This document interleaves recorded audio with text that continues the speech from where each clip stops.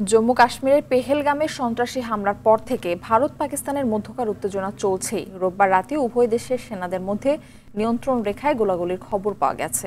এই নিয়ে টানা 4 রাত লাইন অব কন্ট্রোল LOC-তে গোলাগুলির ঘটনা ঘটল।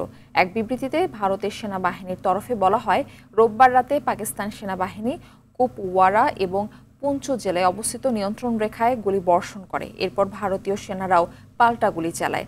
এই ঘটনায় কোনো হতাহতের খবর পাওয়া যায়নি। গেল 22 এপ্রিল ভারত নিয়ন্ত্রিত কাশ্মীরের পেহেলগামের বৈশরণ উপত্যকায় পর্যটকদের উপর সন্ত্রাসী হামলায় নিহত হয় 26 জন।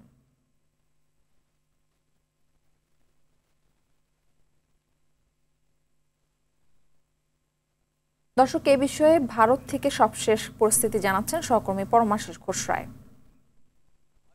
এপ্রিল ভূস্বর্গের মাটিতে অর্থাৎ কাশ্মীরের অনন্তনাগ জেলার পহেলগাঁওয়ে সন্ত্রাসবাদী হামলায় যে 26 জন নিহত হয়েছেন এবং 17 জন মতন আহত।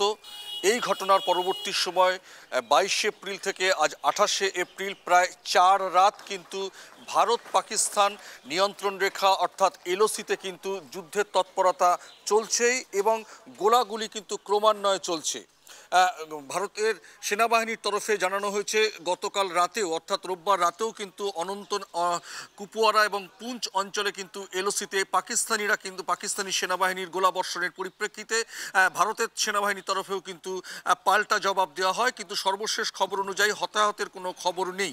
কিন্তু এখনো পর্যন্ত এই ঘটনায় আমরা জানি যে গতকাল পর্যন্ত 9 জন জঙ্গির কিন্তু বাড়ি ভারতীয় সেনাবাহিনী ইতিমধ্যে উড়িয়ে দিয়েছে এবং শুধু তাই নয়, এবং এখনো পর্যন্ত 171 জনকে জিজ্ঞাসাবাদের জন্য আটক করা হয়েছে। তার আগেও সাধারণ মানুষদের মধ্যে জিজ্ঞাসাবাদের জন্য প্রায় 2000 মানুষকে আটক করা হয়েছিল। একেবারে সেনাবাহিনীর তল্লাশি অভিযান কিন্তু অব্যাহত এবং গত 4 রাত ধরে কিন্তু সেখানে গোলাগুলি ক্রমান্বয়ে চলছেই ভারত এবং পাকিস্তানের সেনাবাহিনীর মধ্যে অর্থাৎ LOC-তে।